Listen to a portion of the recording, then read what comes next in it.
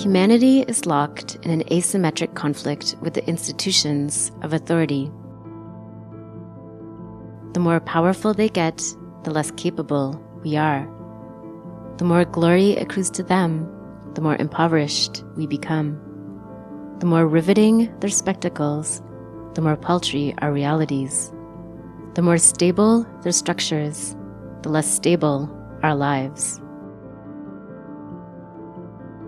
The problem is not the people in authority, but the institutions themselves.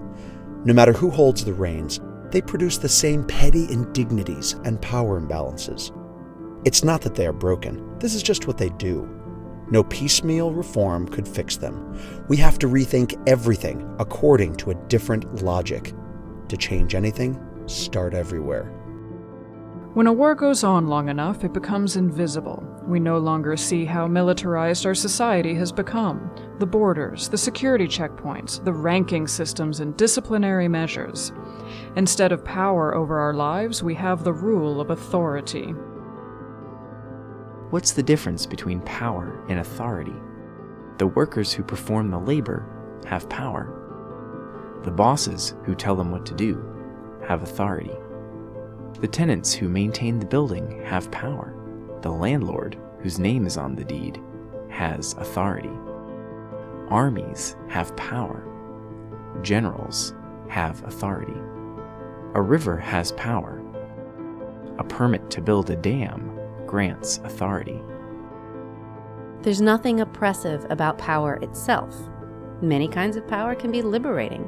The power to care for those you love, to defend yourself and resolve disputes, to perform acupuncture and steer a sailboat and swing on a trapeze.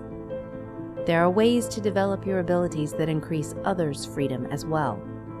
Every person who acts to achieve her full potential offers a gift to all.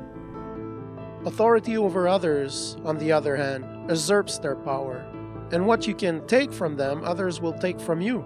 Authority is always derived from above.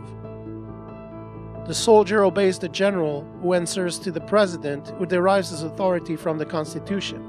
The priest answers to the bishop to the pope to Scripture, which derives its authority from God. The police officer answers to his superiors, just as the judge derives authority from the law, and corporations derive theirs from the dollar.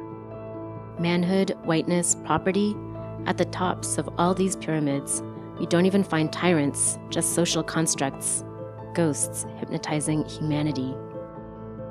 We will never have power on our own terms so long as we seek it through authority.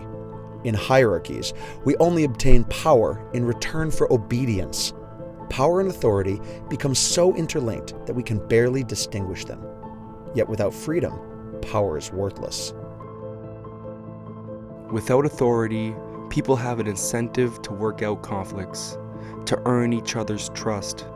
Trust centers power in the hands of those who confer it, not those who receive it. Relationships built on trust are more likely to be mutually beneficial. A person who has earned trust doesn't need authority. If someone doesn't deserve trust, why should he be invested with authority? And yet, whom do we trust less than politicians, CEOs, police? There are many different mechanisms for imposing authority. Some require a centralized apparatus like the court system. Others can function more informally, like gender. Some of these mechanisms have been completely discredited. Who still believes in the divine right of kings? Others, like property rights, remain so deeply ingrained that we cannot imagine life without them. And yet, all of them only exist on account of our collective belief. They are real, but not inevitable. The existence of slumlords and executives is no more natural, necessary, or beneficial than the existence of emperors. It's not a question of fairness. As long as these mechanisms concentrate power, most of us will wind up on the losing end. All the revolutions of the 20th century only secured the right to be bossed around by someone of your own color, class, and creed. The challenge is to create spaces in which no one can accumulate power over others. How could we regain control of our lives? Governments promise us rights, but they can only take liberties. Anything they're powerful enough to guarantee, they're powerful enough to take away. Markets just reward us for fleecing our fellows and others for fleecing us. The only sure way to secure the things we care about would be to build leaderless mutual aid networks capable of self-defense. Doing without the state wouldn't mean ceasing to provide for those in need. It would mean helping each other directly instead of feeding a bureaucracy. Doing without property law wouldn't mean you would lose your possessions. It would mean that no sheriff or stock market crash could take away the things you need. If it weren't for state-imposed property rights, our relationships to things would be determined by our relationships with each other. Today, it's the other way around. Our relationships with each other are determined by our relationships to things. We want to abolish domination altogether, not to manage its details more judiciously, not to swap out who inflicts and who endures, not to stabilize the system by reforming it.